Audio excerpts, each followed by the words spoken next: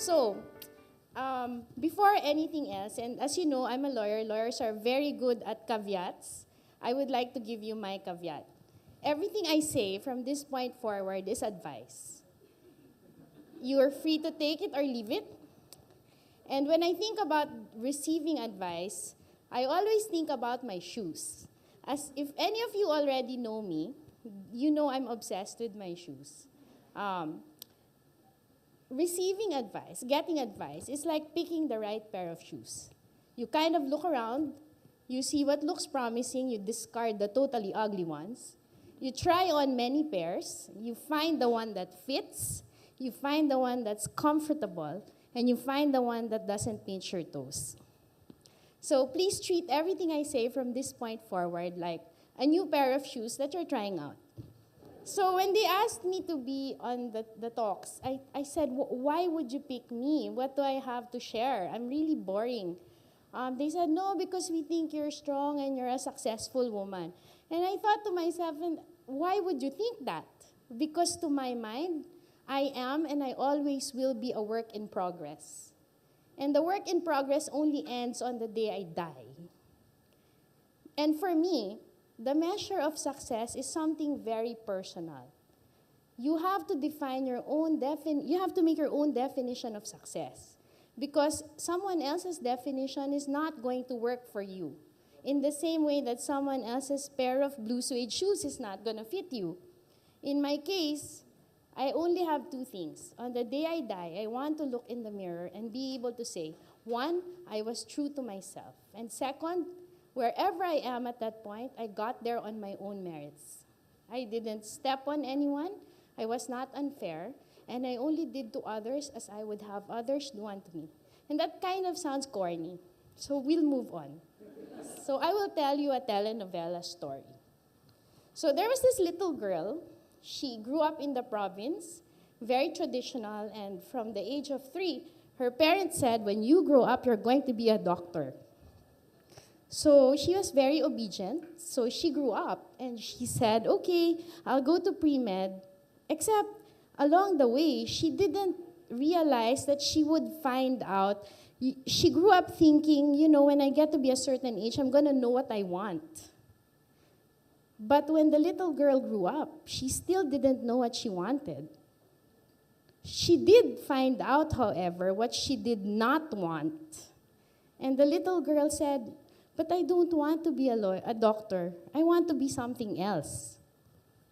And this brings me to the first thing I'd like to share to you. And this is, be true to yourself. You have to know what you want.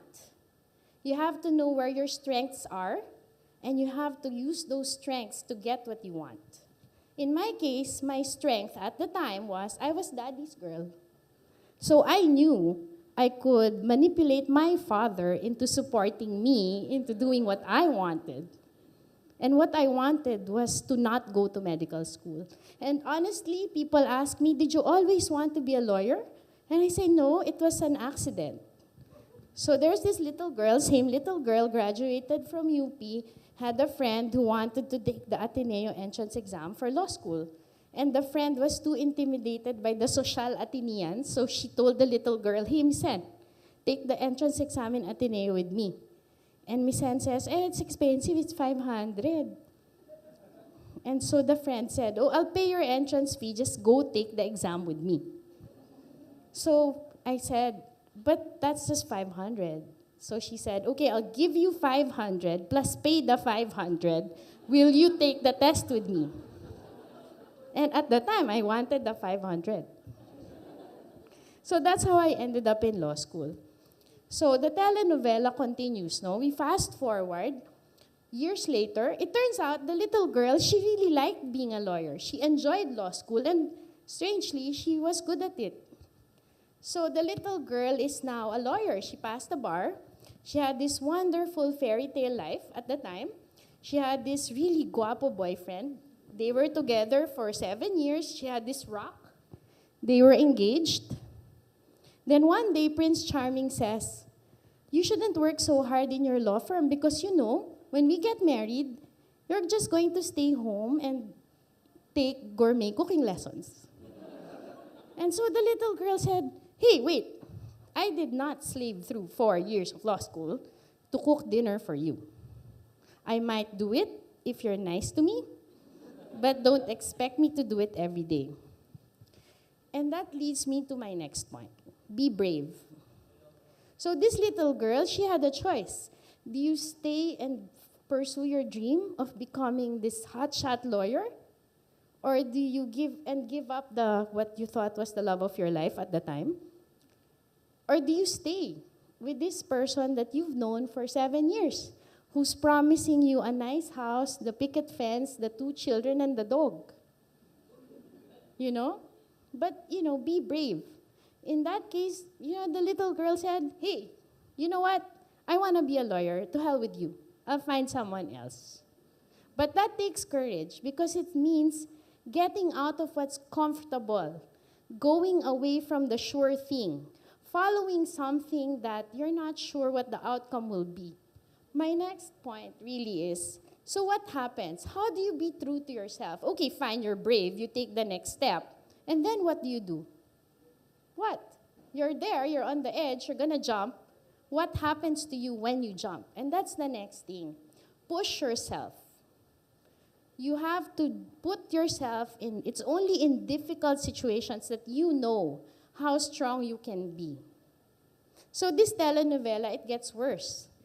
So fast forward, these telenovelas, right? After like a week, they're already aged 20 years. So think about it that way. So, in 2008, the little girl, she was a partner in a major law firm. She was making this huge salary, and she thought she had everything. And then the bottom of her world fell out. She lost her dad. She lost the wonderful job. And that's when you realize how strong you can be. Because people can only test themselves when they're placed in a situation that's outside of their comfort zone. So when you think, oh my God, my life is such a drama, what am I gonna do? You think to yourself, I can do it because I'm strong, people depend on me, and I don't know what I'm made of until I try. You do not be afraid to fail. Because failing is not in the actual failure. Failing is when you refuse to even try because you're afraid you're not going to succeed.